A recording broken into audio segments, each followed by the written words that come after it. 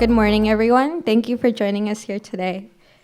Women have been engaged in a long and continuous journey to fight for their rights to create a more equitable society. From the Seneca Falls Women's Convention to the present day, the journey is ongoing with a long future ahead of it. As someone who hopes to be a lawyer who will help marginalized individuals earn their rights, I have learned that it is necessary to stand up for the basic rights an individual is entitled to. This year, along with my fellow members of the Douglas Governing Council, I have been able to experience activism and the process of overcoming roadblocks through our fight for reproductive justice. I have learned that it is important to emerge as a leader for change.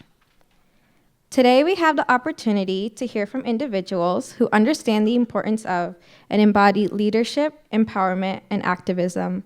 Our moderator, Debbie Walsh, will lead the conversation among our distinguished speakers, Professor Kimberly Mutcherson, Kathryn Kolbert, and Guadalupe Rodriguez. Walsh is someone who understands the underrepresentation of women in positions of leadership and the need to increase it, and oversees multifaceted programs that empower women to participate in politics and public life. I am bestowed with the pleasure of introducing her today. Walsh has served as the director of the Center for American Women in Politics, a unit of the Eagleton Institute of Politics at Rutgers University since 2001. She is frequently called upon by the media for information and comment, and speaks to a variety of audiences across the country on topics related to women's political participation. Among her many accomplishments, she was named one of the 21 leaders for the 21st century by Women's E-News. I'm so excited to hear what our roundtable has in store for us today. It is now my pleasure to turn this over to Debbie, who will introduce her speakers. Please join me in welcoming Debbie Walsh to moderate the roundtable and introduce its featured speakers. Thank you.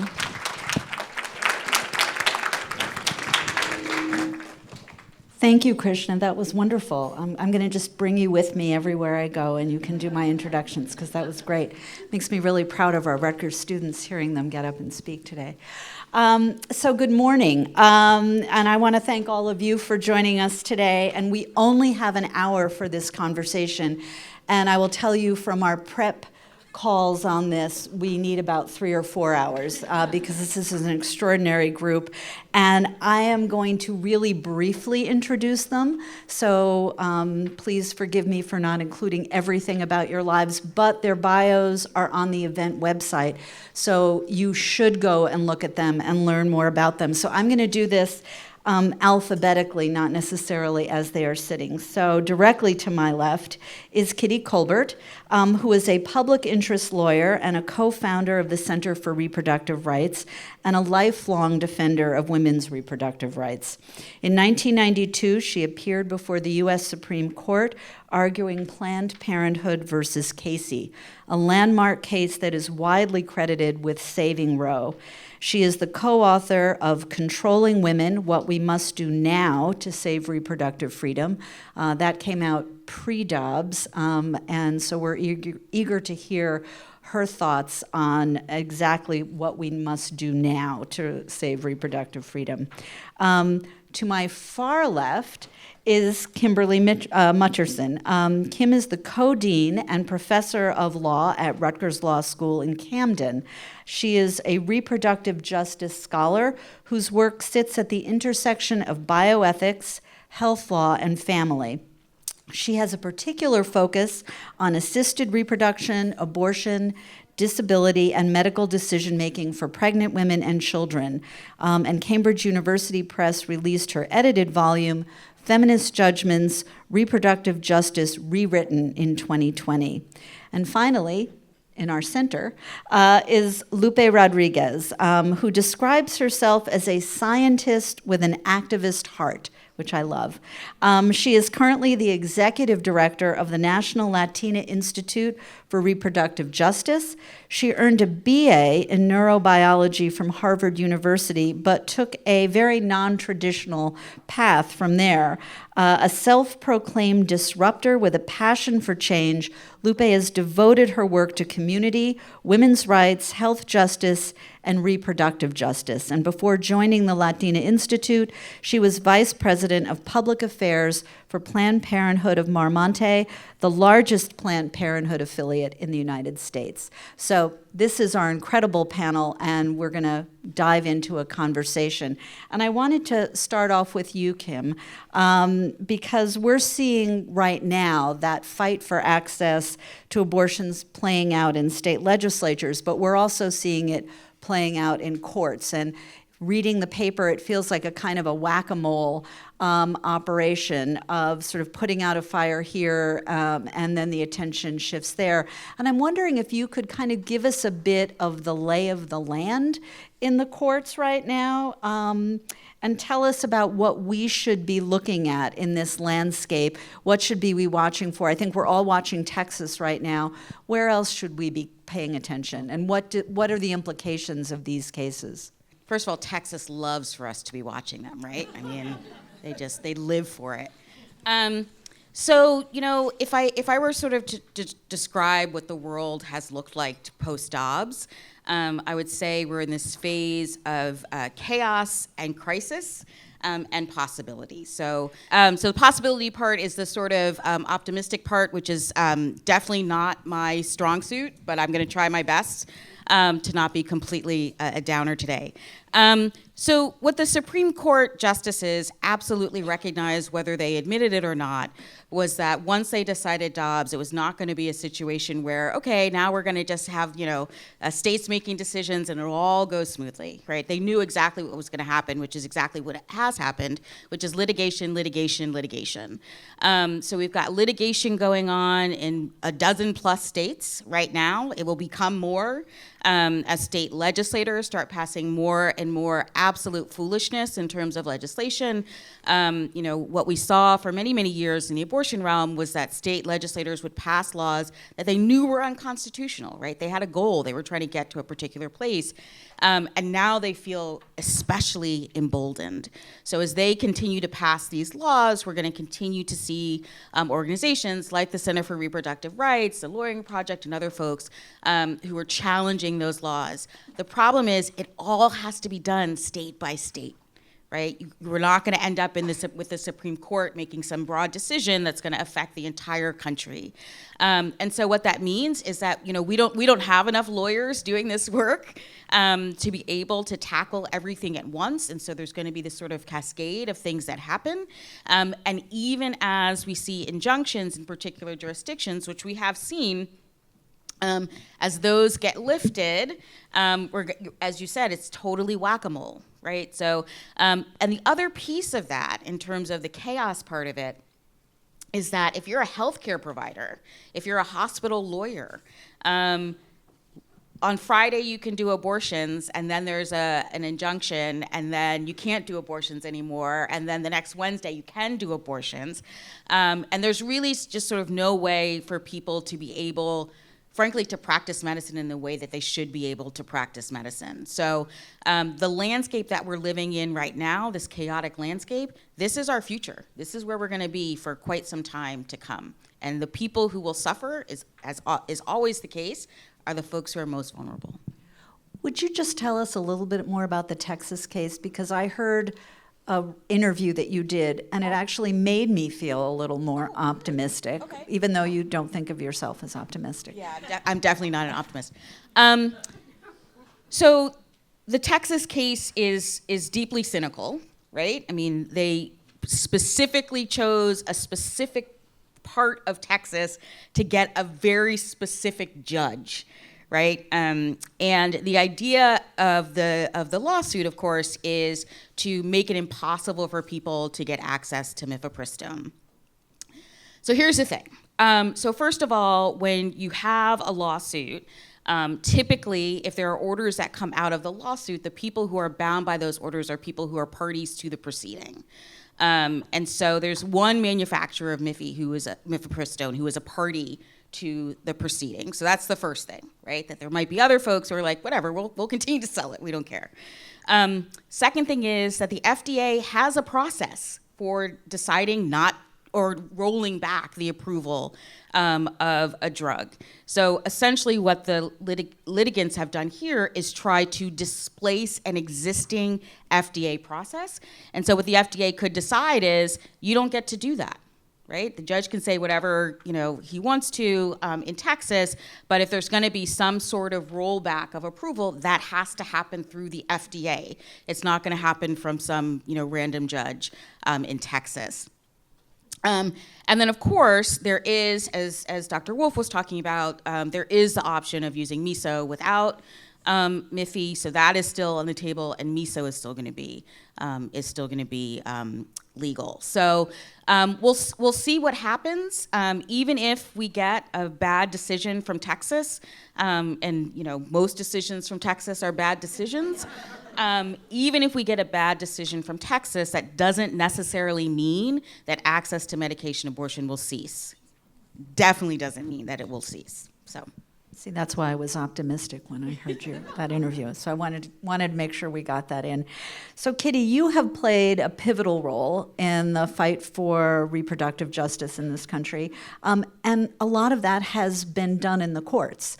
And I know that you're thinking now about another path forward, and I think that's a lot of what our conversation today here is about. Sort of what are the paths forward, both short-term and long-term. And I think short-term, there's no way of avoiding the chaos that Kim just described, but there's also thinking about the long-term. And I'm wondering if you could share a little bit about your thinking of that long-term view. Sure. Thank you, Debbie, and thank you all for being here. And it's great to speak about this for a couple of reasons. First of all, the description that we just heard about what's likely to happen in the courts is, yes, litigators will be, trying to stop bad laws from going into effect. But my view of the world is give up litigation, all right? Litigation is a short-term remedy only.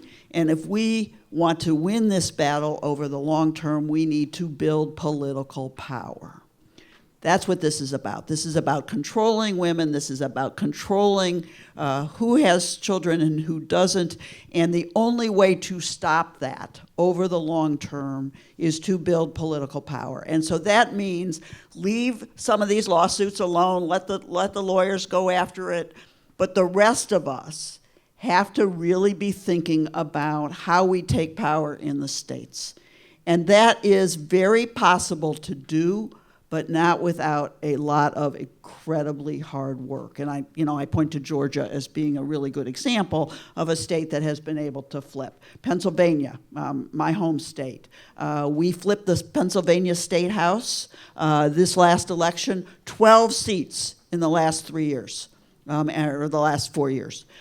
That's an amazing thing. We are only 3 votes away from flipping the Pennsylvania Senate. All of that work needs to be done, and it needs the help of people like you who are in safe states to be able to work the phones and work the canvassing and doing the hard political work at the state level. Now, I am thrilled to hear talk about, changing the paradigm, changing the system, the more people who are out being as radical as possible, building that what I think of as the badass social justice movement, the better. Why? Because then I become the moderate.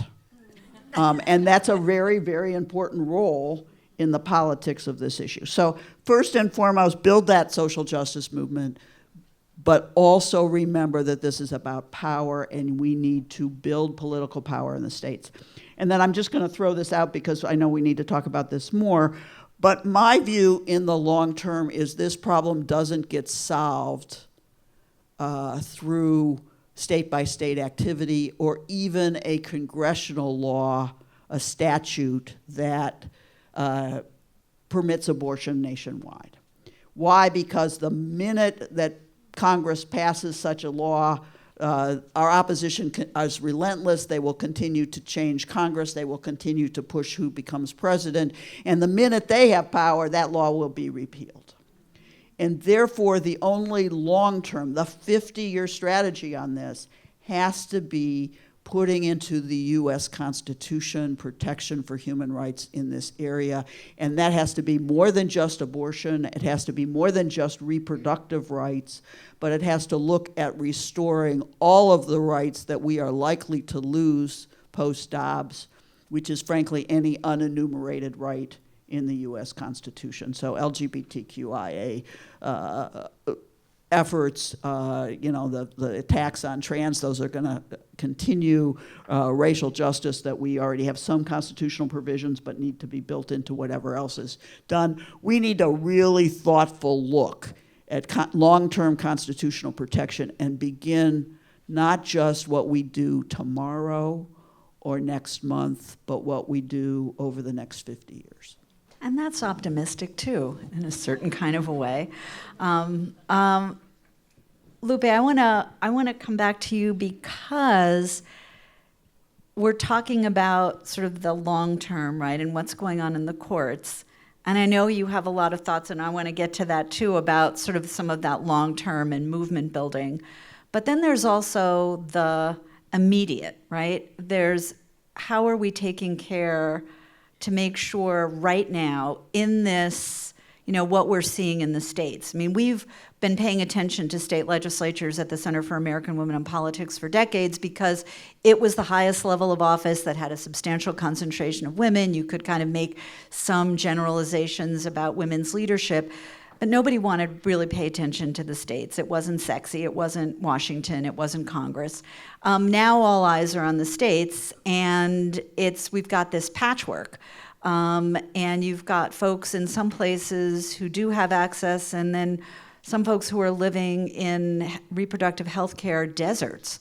And I want to know, sort of in the work that you're doing, what can we all start to be thinking about in terms of making that access available to women of color, to women who don't have the resources to pick up and, as we were hearing earlier, go from Idaho to Arizona to have a baby, or go from, Texas to New Jersey to get an abortion. What can we do? What can you do? What are you doing now on the ground? What are other organizations doing now on the ground to fill this gap in this moment? Yeah, thank you. Thanks for having me, everyone. I'll start by saying that I think the first thing is that even before Roe versus Wade was overturned, there were many, many communities in this country that did not have access to care. And this, this point that you make, Debbie, about there being unequal access now, I mean, this has always been the case. So I'll start by saying that I think things have certainly gotten worse for many people in this country, but it's a reality that we have never had equal footing and equal rights. And I love what Dr. Wolf said about, the original kind of like passing of Roe versus Wade didn't necessarily account for the fact that different people in this country, have access to different rights, or some can't exercise their rights because of systemic inequities that have always existed. And so I think, what we're doing now at Latina Institute specifically, we're an organization, we're a reproductive justice organization that's been around for 30 years, focusing on the Latinx community and working in 3 different ways to ensure that the community is able to enjoy reproductive justice one day. And that's, we do policy advocacy, we work on the ground to do movement building and power building work, just what Kitty said about political power, and we also do culture shift work at the organization. And so right now, we have short-term, mid-term, and long-term strategies in all of those areas. So we're thinking about, at the legislative level, both at the federal level and at the state level, what can we do to, first of all, at the state level, stop certain laws that are going into effect, may go into effect, or are currently in the legislative process to make things worse for people in states that don't already have bans, right? So we have like 13 states now. The expectation is that we'll get to 26 with bans, or that are likely to ban. And so right now, there's a lot of groundwork that's happening to ensure that those remaining states don't pass those laws. And so that's the kind of work that we're doing at the legislative level. At the federal level, we're thinking about things like the Women's Health Protection Act or the Each for Immigrant Families Act. So really, moving where we can. I think right now, our Congress is not necessarily in the best political position to be able to pass progressive legislation or protective legislation. However, any kind of incremental work that we do there is important. And I think our work as a reproductive justice organization is always to bring the stories of folks on the ground to that federal space so that they know what they're passing and that these laws have to be larger reaching than just like basic protections for legal rights, because again, our knowledge is, what we know is that people, because of the social conditions they exist with, are not necessarily able to enjoy these rights. And so, for example, the Each for Immigrant Families Act is really looking at, who has access to healthcare in this country. We can say that, folks, we can get protections for abortion or get access to abortion, but many people will still not have access because we have immigrants in this country who have no entry point for healthcare at all. And that, again, has been the case for a long time. And then in the second part, in terms of power building and movement building, we're doing work, and this is the work that, beyond the Dobbs decision and Roe versus Wade protections, is work that we've been doing for many years, for the 30 years that we've existed, and will go on into the future. I think what Kitty said is right. It's a long-term strategy, and we recognize through our work that the people that we work with and that we serve have never had power, right? Or have inherent power, but have never had power in the systems that we have. And so I resonated with what Dr. Wolf said about the fact that the power building work is about, supporting folks in recognizing their inherent power, helping them build the skills to be able to navigate and advocate in the systems that we have, but also to figure out how to dismantle them and how to break them down and how to change them so that they're actually representative of the people in this country. So that's the second part. And then the third way that we're doing this work is through culture shift. And there are short-term, mid-term, and long-term strategies there as well, right? Like we're in the short term thinking about dis and misinformation and how all of that is affecting communities most impacted right now, and how resources that exist for people to get care in the short term, how or whether they're accessible to people in the languages that they speak, how or whether they're getting to the communities. What we found is that rural communities and communities that speak predominantly Spanish or indigenous languages, they're not getting the information. And so part of our work is in the immediate to make sure that those communities get this information. And then midterm, we're thinking about programs that we have, like how to talk about abortion with your families or faith in abortion, right? So talking to people about how to change their cultures in their families, how to think about these issues within themselves, how to think about these issues as everyday issues, right? We know that many people, not just in the Latinx community, but in other communities, right? Like don't wake up and say, oh, I wonder what's going on with abortion today, right? Like they wake up and they think, how am I gonna get to work? Am I gonna make enough money to pay rent this month? How much money do I have to pay for food? And we want to ensure that folks, through the work that we do in reproductive justice and the alliances that we're building to work cross movements, we also want to ensure that people recognize that reproductive rights and abortion access are a central part of a family's ability to make decisions, right? Economic decisions about opportunity, and so I think we are working to ensure that kind of narrative changes in our communities, so that abortion does become a part of, and reproductive rights and access to healthcare become a part of the everyday conversations about how you feed your children, how you put roofs over their heads, how you have opportunity to be able to do those things. And then, of course, the long term is changing narratives nationwide about these issues. We have been for a very long time been talking about the fact that the Latino community in this country is not, we're not monolithic, but also we're not anti-abortion, we're not anti-reproductive rights, and those narratives have often been sort of ascribed to the community and have robbed us of some power and political connection in this country and investment, frankly. And so I think that's another part of that work that we're doing to make change. Again, short, midterm and long term. I like it. You got it all in one. That's good.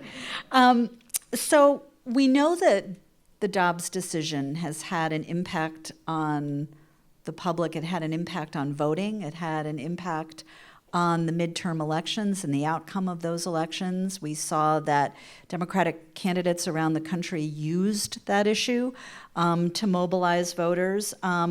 According to the Pew Research Center, the economy, continues to be the issue that reigns supreme at 77%. But we did see a real uptick in the prioritization of abortion as an important issue for voters. So pre-Dobbs, it was 43% of registered voters said abortion was very important to their vote. Post the decision, that increased to 56%.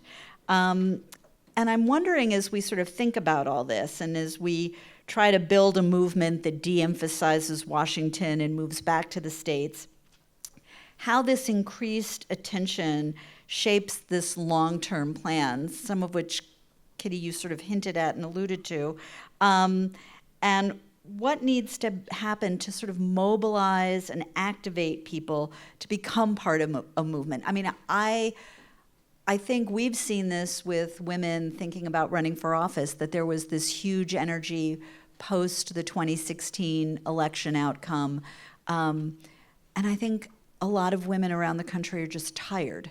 But we can't afford to be tired now, right? Because it just keeps coming and coming. And people don't want to have to pay attention, as you were describing.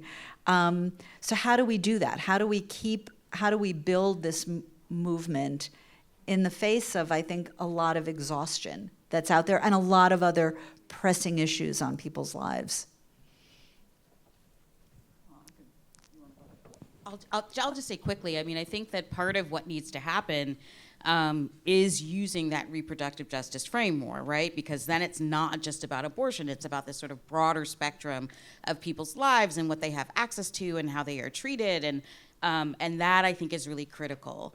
The other thing, though, I think, and I think we talked about this on our call, is we had those couple of different referenda in our last election cycle, and many of us were shocked by how those came out, and it sort of suggested that when you give sort of power to the people, that they're not necessarily going to do the same thing that their elected representatives do. But getting to the point where those referenda were successful was an incredible effort, right? It wasn't just, ads on TV or on radio. It was people going door to door to door and saying, all right, you're saying that you think we should ban abortion. Well, let's walk through that, right? Let's sort of think about the ramifications of that in a whole host of different ways. That's a lot of work.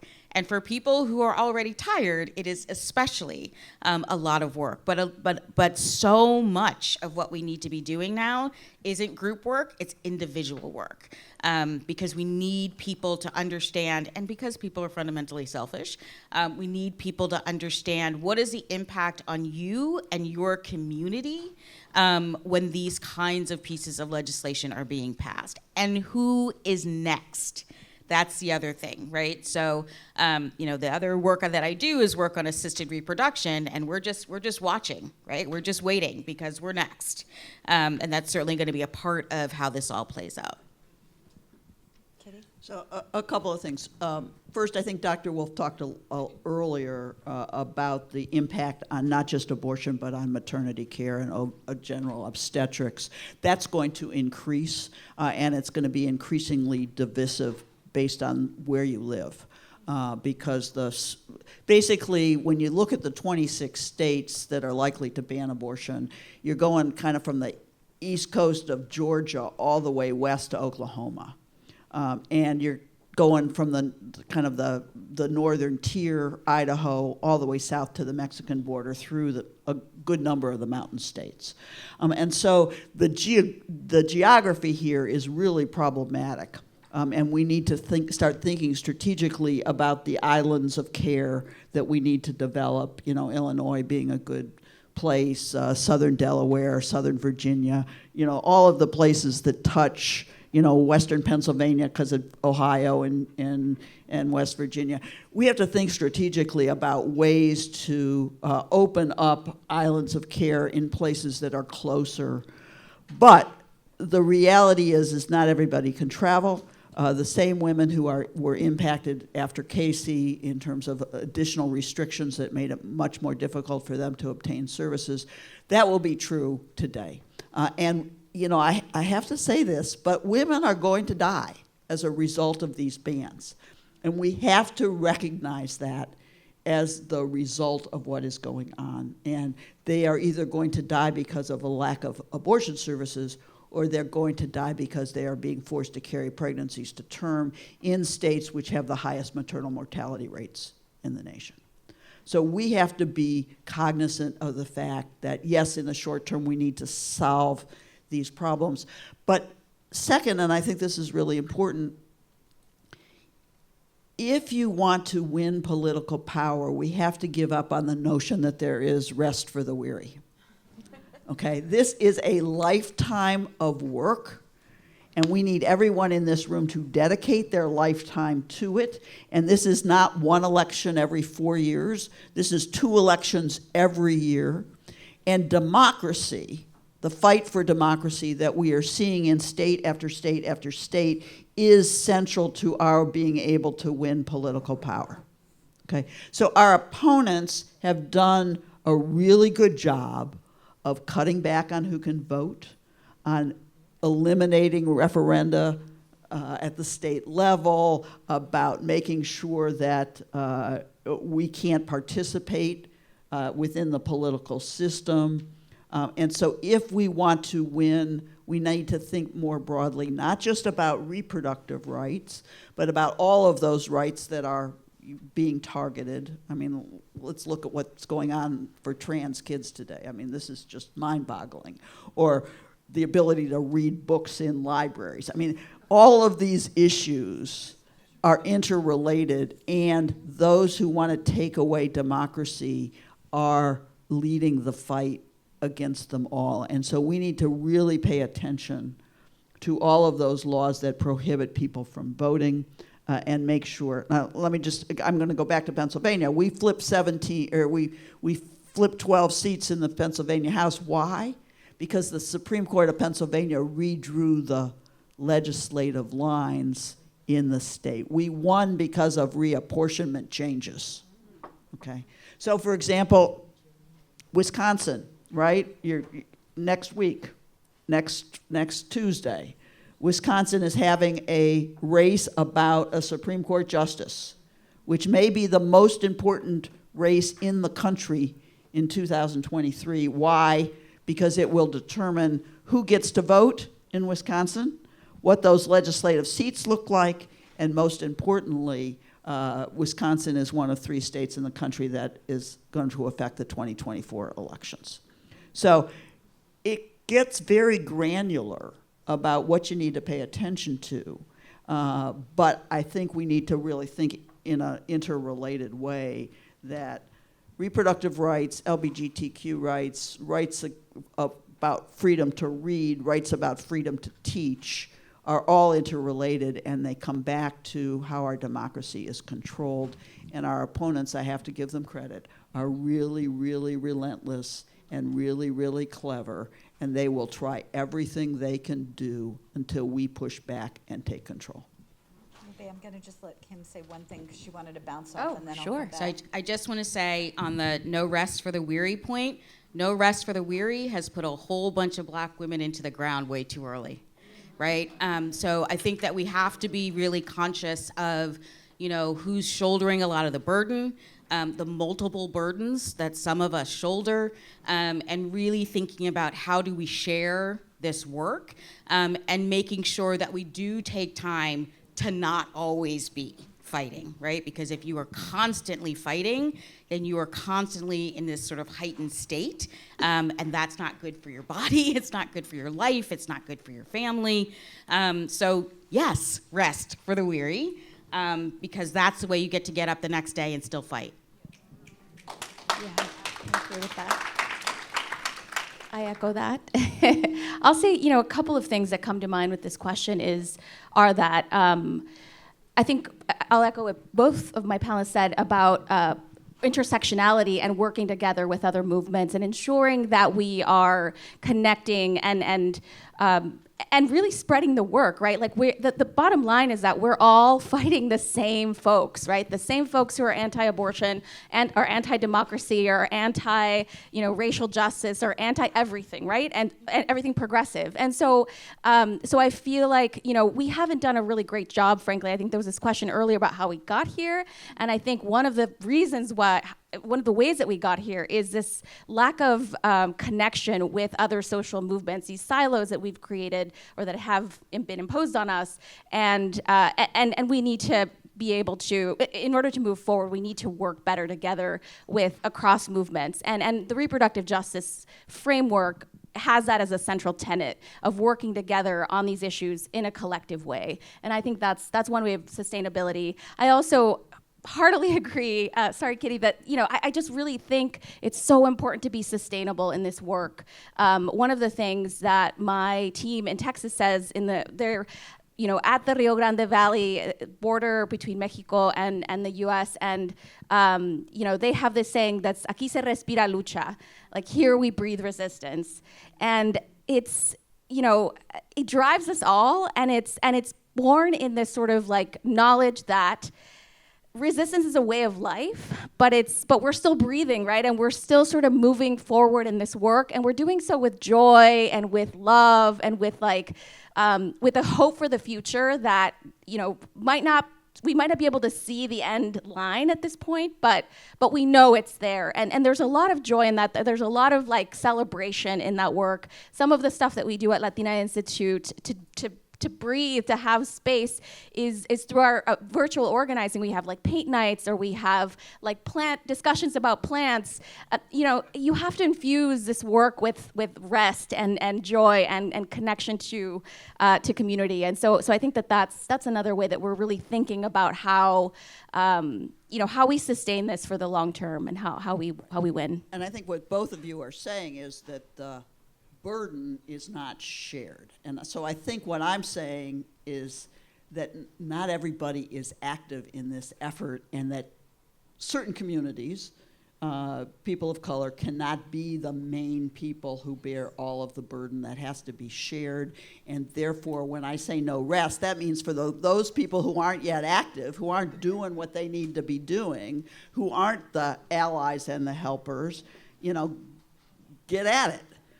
Because join us. Exactly. And so I do think it's, what I'm really saying is everybody has to figure out what they can do and find a lane that works, and that our collective lanes will make a difference, but only if we don't sit on the sidelines and hope that this will change, because it's not going to change through hope alone. I just want to add something into this mix, because we are where we are today because the other side ran people for elective office in every election, in every state, at every level for the last 50 years. And there wasn't a school board seat that went unopposed. There wasn't a local municipal, dog catcher seat that went unopposed. They took advantage of the democracy, and then now they're limiting the democracy, right? So this idea of paying attention, this is my lane, right? Pay attention to every election. Don't think, oh, well, in my town this year, all there is just our local council is running. Pay attention to who's running in your local council, right? And find out where they stand on issues. Because that person who gets elected to the local council this year sort of builds up a base. And then when there's a state legislative seat that's up, guess who's really well positioned to run for that seat and has the support? And then when you said, well, it doesn't really matter, and my council, where they stand on issue X, Y, or Z, because it's a council. What are they going to do on that? They're going to move up. They're going to run for something else. And if you look at the people who are sitting in Congress right now, they came from somewhere. And if you look back far enough, many of them started out at the school board.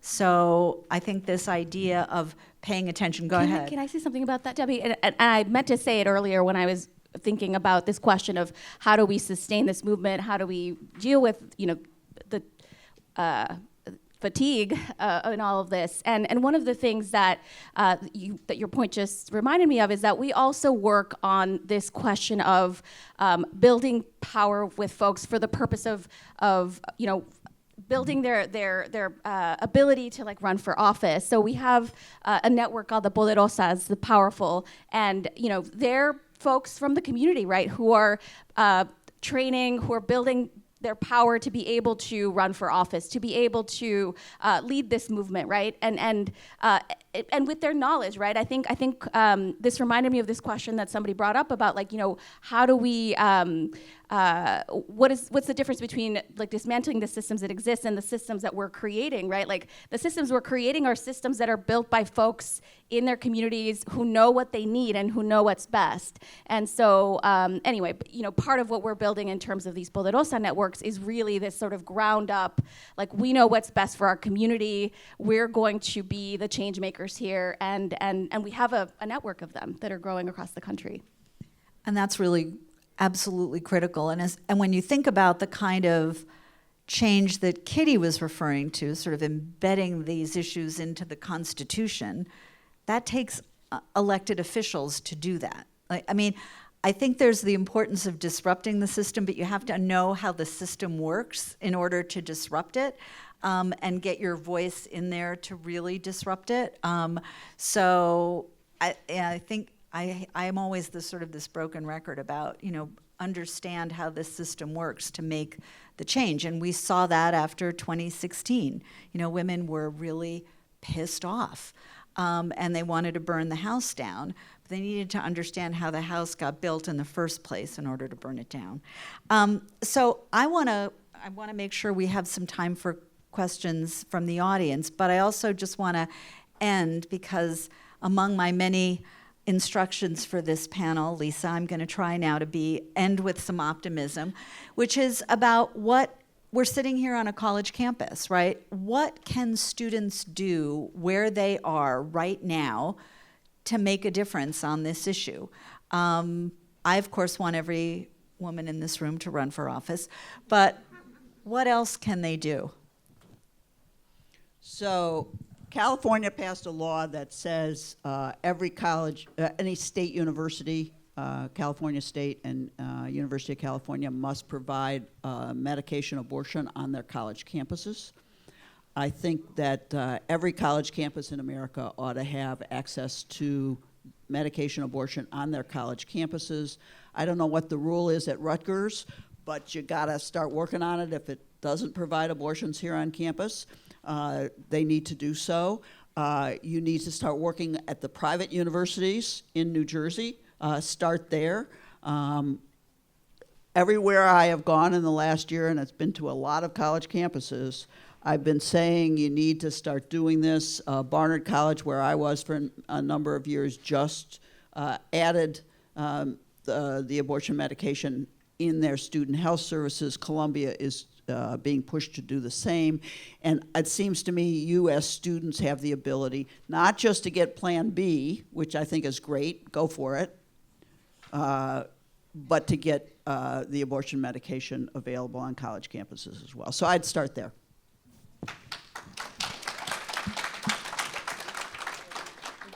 I'll say that there's so many ways to get involved. We were talking earlier about how it might seem like, again, we can't see the end goal, but there's so many things that we can do now. I'll start by shameless plug about the Latina Institute, and we have a solidarity pledge that we invite everybody to sign on to. It connects you to the kind of work that we're doing at the federal level, at the state level. Forgot to mention that we have deep organizing bases in Texas, South Texas, Florida, Virginia, New York, and soon to grow. And so, would love your support there in signing up. There are various things that you can do just in your everyday life, like talking about these issues with your family and friends. I think that seems like something that might be super, I don't know, non-issue, right? But like it's such an important part of how we change narratives, how we do the kind of culture shift that's part of this 50-year plan. And so I think just that, maybe starting with how to talk to your family, and we also, you know, have some webinars and workshops on that, and then, you know, other ways that you can get involved, like beyond that, right? During elections, there's a lot of opportunities in various ways to be connected. Longer term things in terms of power building. There are lots of training programs for folks. And of course, I think what Debbie said, running for office and thinking about the future of the structures that we have. I think we need folks to you know, run for dog catcher and really start local, start thinking about where you can have an effect. And one last thing is in this very moment, there are folks in the community who need support, right? Like who have to travel outside of their states to get the care they need. And there are abortion funds that are doing that work. They're, you know, donating to abortion funds and donating to those networks is really important. Becoming a part of those networks of support that exist. Those are just like really basic practical things that we can do in this very moment to see a change and to have an effect. So I'll say really quickly, on the voting point, vote for judges. If you live in a state where you get to vote for judges, make sure that you participate in those elections as well. Second thing I'll say is build your own capacity, right? So you know what you're talking about and you know what's going on in your own jurisdiction, so you can both educate yourself and educate other people. And then the third thing that I'll say, I just think this is really important. I'm a deep believer in the power of stories and the power of storytelling. And a lot of people simply think, well, it doesn't matter to me because I don't know anybody who's had an abortion, nor do I know anybody who wants to have an abortion. And yet, when you get in those rooms and all of a sudden all these women are talking about, well, when I had my abortion, right? And there's still so much stigma attached to it. So to the extent that you are comfortable in doing so, share your stories with people, because I think it helps them humanize it and it helps them recognize, you know, a quarter of women will have an abortion in their lifetime. This is not some unique thing that happens in the world. But again, you know, if it's safe and you feel like you can do it, sharing your stories is really powerful. That's all really good advice. I want to add just one more piece, which is you don't necessarily have to run for office right now, but you can work for people who are running for office. And as Kitty said, you don't have to work for someone just in New Jersey. New Jersey happens to be a state with off-year state legislative elections, which means we always are in an election year. There are always campaigns going on that you can be involved with. But I don't know about all of you, but in a volunteer capacity, I did texting for candidates who were in other states. You don't have to be there, and you can use those skills that you've perfected over the years on your phones really, really well. So that's just another route.